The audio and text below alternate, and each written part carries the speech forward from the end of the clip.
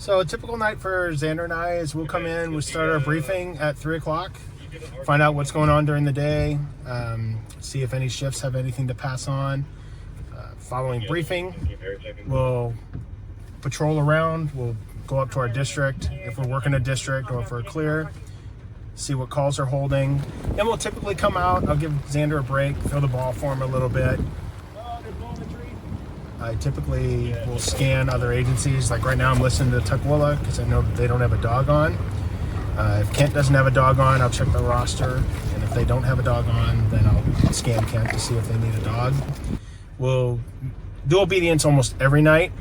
I'll try and throw in some scent work.